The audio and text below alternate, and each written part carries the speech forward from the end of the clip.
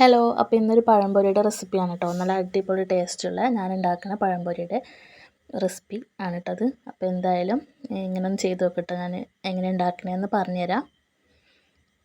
അപ്പോൾ അതിനായിട്ട് വേണ്ടത് നമുക്ക് മൈദയാണ്. അപ്പോൾ ഒരു മിക്സിയുടെ ജാർ എടുത്തിട്ട് അതിൽ മൈദപ്പൊടി ഇട്ട് കൊടുക്കുകയാണ്.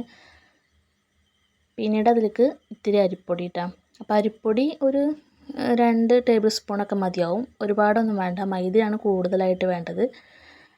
ഇത്തിരി അരിപ്പൊടി കേട്ടോ. അപ്പോൾ ഞാനൊരു 2 ടേബിൾ സ്പൂണൊക്കെ ചേർത്ത് കൊടുത്തിക്കണ്. പിന്നെ ഇതാണ് കേട്ടോ മെയിൻ ഐറ്റം. ഇത് നമ്മുടെ ദോശമാവാണ് കേട്ടോ. ദോശമാവ്, പുളിപ്പിച്ച ദോശമാവില്ലേ, അതൊരു ടേബിൾ സ്പൂൺ ഒഴിച്ച് കൊടുത്തിട്ടുണ്ട് കേട്ടോ. പിന്നെ അതിലേക്ക് ഒരു നുള്ളുപ്പ്.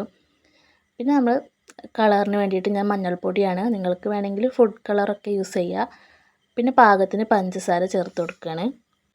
അപ്പോൾ എല്ലാം കൂടിയിട്ട് നമ്മൾ മിക്സിയുടെ ജാറിൽ അരച്ചെടുക്കാൻ വേണ്ടിയിട്ടാണ് കേട്ടോ. പിന്നെ അതിലേക്ക് ഞാൻ തേങ്ങ ചിരവിയത് ഒരു അരക്കപ്പോളം ചേർത്ത് കൊടുത്തിട്ടുണ്ട്. അത് വേണമെങ്കിൽ ഇത്തിരി കൂടുതലൊക്കെ ചേർക്കാം. അപ്പോൾ ഞാൻ ഇത്തിരി ചേർത്ത് കൊടുത്തിട്ടുണ്ട്. പിന്നെ ആവശ്യത്തിന് വെള്ളമൊക്കെ ഒഴിച്ചിട്ട് നല്ലോണം ഒന്ന് അരച്ചെടുക്കുക കേട്ടോ.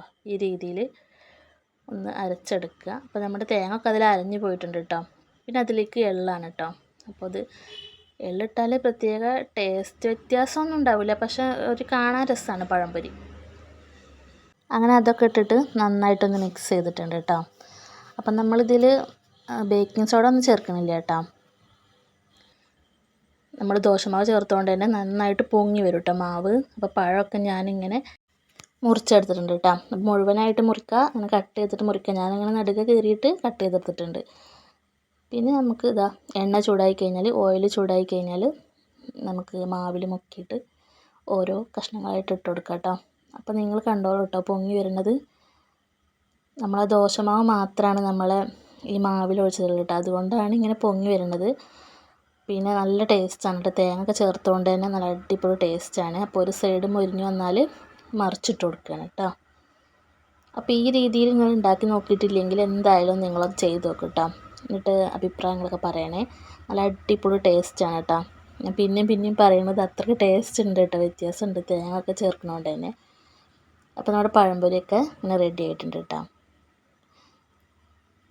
അപ്പോൾ ഇന്നത്തെ നമ്മുടെ വീഡിയോ ഇഷ്ടമായെങ്കിൽ സബ്സ്ക്രൈബും ലൈക്കും ചെയ്യാൻ മറക്കരുത് കേട്ടോ. അപ്പോൾ കണ്ട നമ്മുടെ പഴംപൊരിയും.